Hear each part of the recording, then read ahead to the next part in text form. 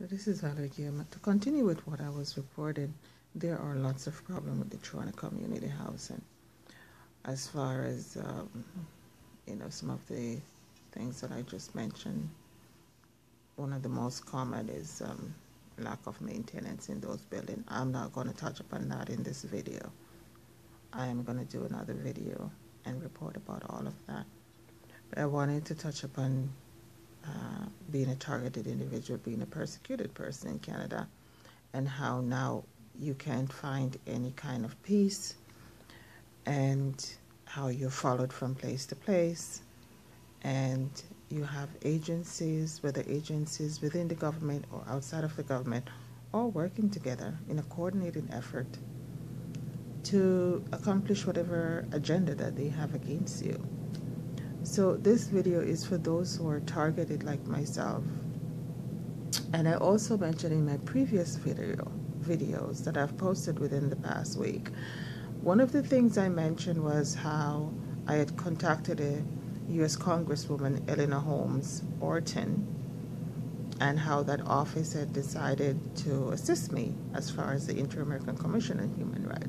Well, I'm reporting now that that did not happen. So everything that I mentioned in my previous video about whether it's the Red Cross assisting me or that Congresswoman's office assisted me, all of that stopped. The minute I mentioned it publicly, it stopped. I have not heard back from that office. I did send them my permission in writing that they can act on my behalf. And I was told someone who deals with human rights issues in that office would contact me.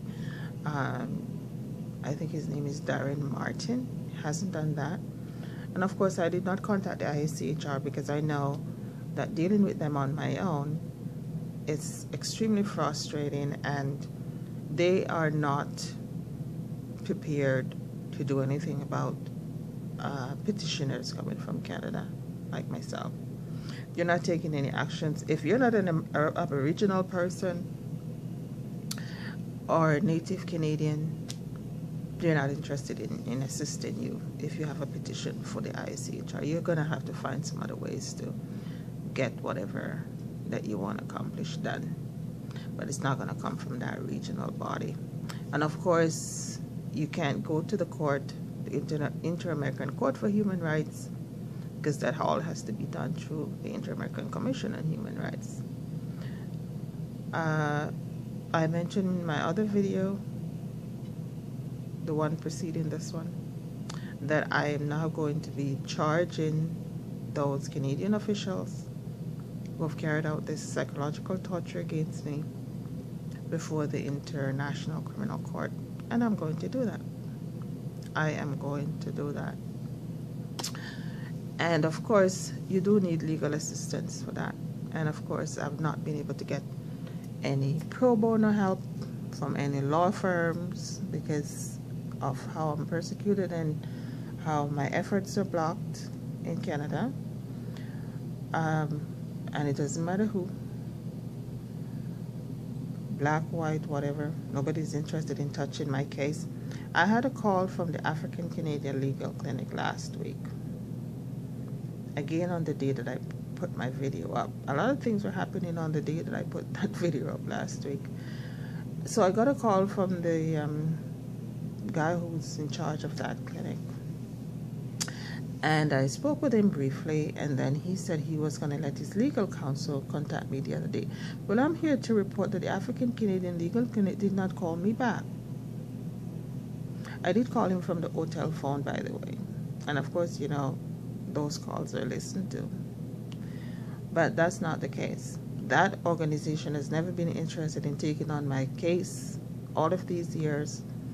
And then I got this call from them out of the blue, thinking that, okay, they're now going to assist me with this persecution that I'm facing in Canada. And it turns out that was not the case. So outside of that, what I'm going to start doing is giving some interviews. I may also start my podcast back up. Okay, I'm probably going to start doing human rights podcasts. I was on Blog Talk Radio. Then I went to podbean.com. So all of that is kind of stressful on me. I really don't want to go back into that. But I have to find some way to expose what's going on other than through my blog or doing these YouTube videos. It's a very pressing problem. And there are a lot of people who are experiencing this beside myself, and they could use this information as far as how to deal with their situation. I'm not interested in helping the general public, seriously, because all of these years I've been talking and no one has assisted me. No one has assisted me. And so I like to focus on those who are suffering. That's just my nature. And I know that targeted individuals are suffering a lot, like myself. So if I can help them in any ways, through this video or my previous video or whatever it is I write on my blog, or if I start up like another podcast somewhere, then that's what I will do, because it's a problem that exists. It's not going to go away, okay, because it's a government-funded program. It's carried out by the government. I don't know how these people who are targeted individuals seem to think that these people who are carrying out the gang stalking is doing it on their own. They're not. This is a government-funded program. It's a black operation program. Okay? And even those people who are involved in the gang stalking, they are paid in some ways to do this. Okay? Because these are people without scruples. These are people who have no conscience. They're criminals, just like the people who are paying them, the government agents who are paying them, like whether it's the police or intelligence agents, like CSIS or CIA, FBI, those people. They're being paid to make your life a living hell. So you need to stop blaming the low-level people. They're doing what they're told. They're criminals, but they're doing what they're told. Okay? A lot of time, these government agencies that are using them also use blackmail against them. So sometimes it's not that they are real evil people. Sometimes they're forced into do it. I've met quite a few people who are not really straight in the country. They don't really have a status. They're like refugees and stuff. Those are the people they like to go after to help them, because there is something in it for them. You do this about this person. In fact, the very last place where I live, there were a lot of refugees there, people. And they were the one that was carrying out the gang stalking against me, because they have something to gain from it. Okay? So you have to look at the motive why these people get involved in these things. Okay? They either have something to lose or something to gain. And they're easy for the police and the intelligence agency to recruit against you.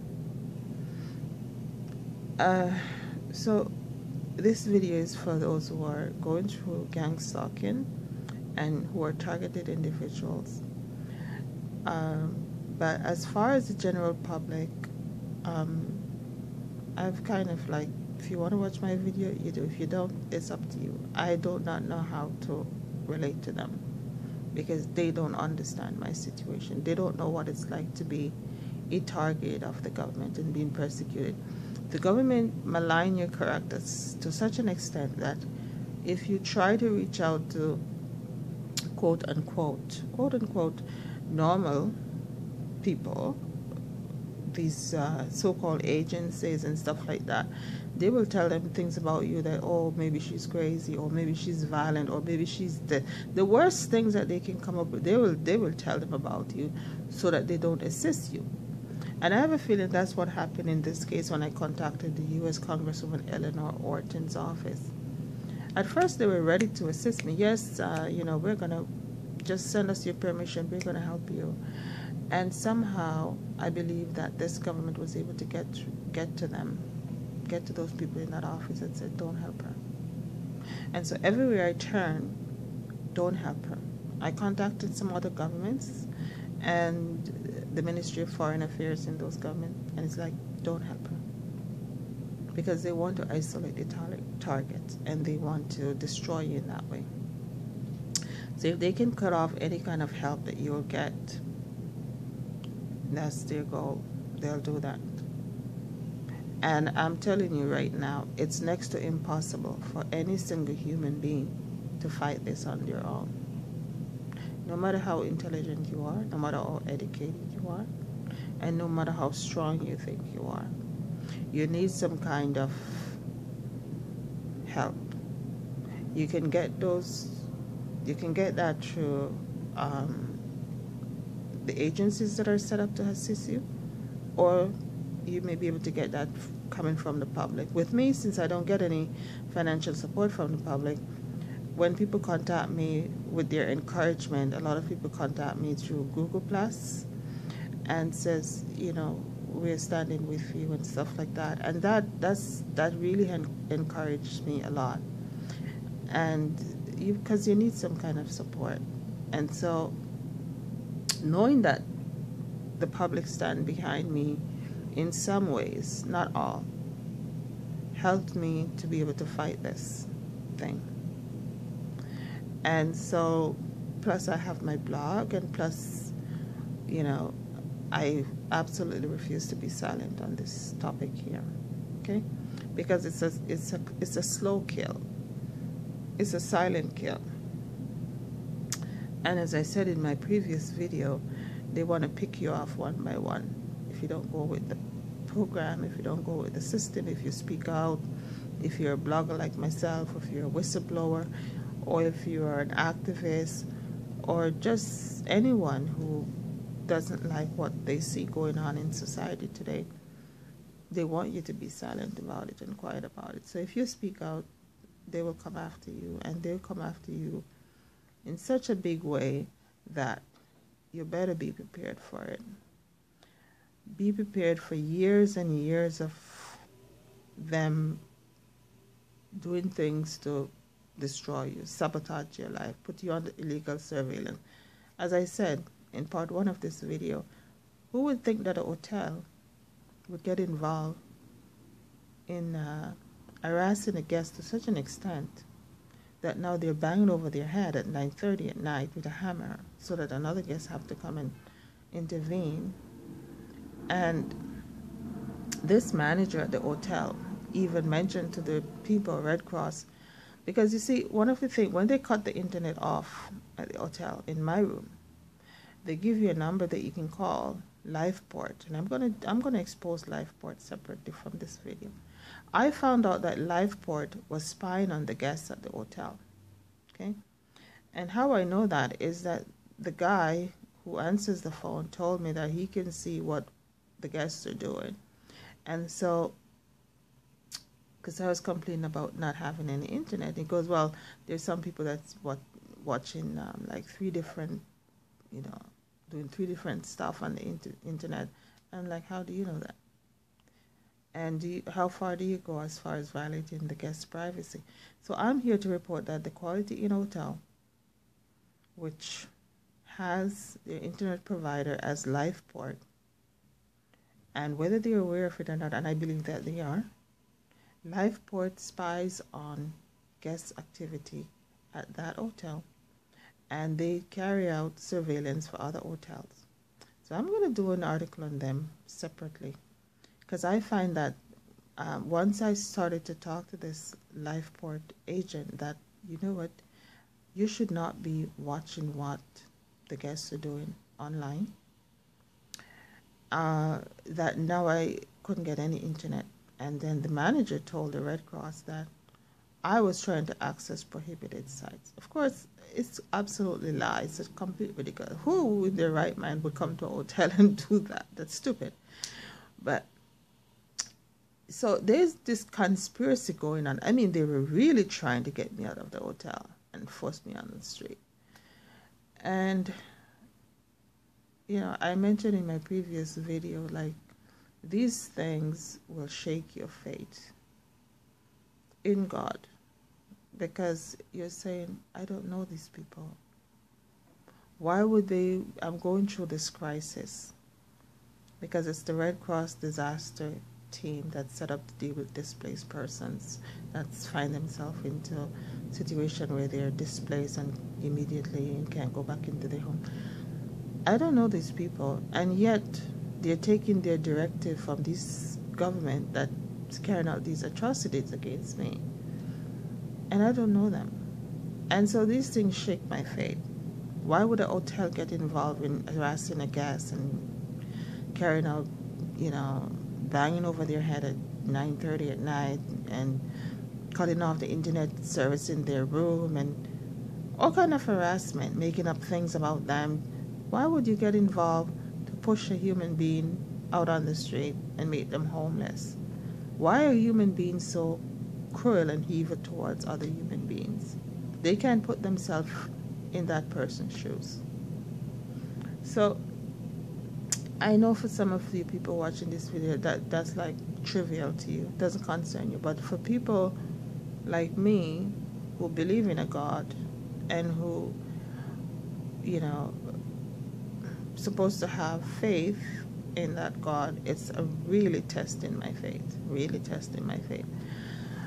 And so that's the situation I'm put in. But you have to continue, right? So this is part 2 of the video that I just posted, and I may make it just part 1. I may just put blend both videos together. I want you to watch my videos on YouTube because I'm also censored on YouTube, and it's not just me that's being attacked. I noticed that my kids' video, my daughters are on YouTube, well, one of them, and they censored her video, and I'm so sorry. I feel so bad for my kids because they're feeling the backlash from the things that I do, and I wish I didn't have to speak about these negative things because they're going about their lives. One of my daughters is an actress, model. The other daughter is into fashion design, so they're doing a lot of things publicly, and they have to be able to deal with the backlash coming from being my kids, right? They're grown adults, but they're still my kids. So I feel really badly for them, and I feel like I embarrassed them in so many ways, but it's nice for them to go out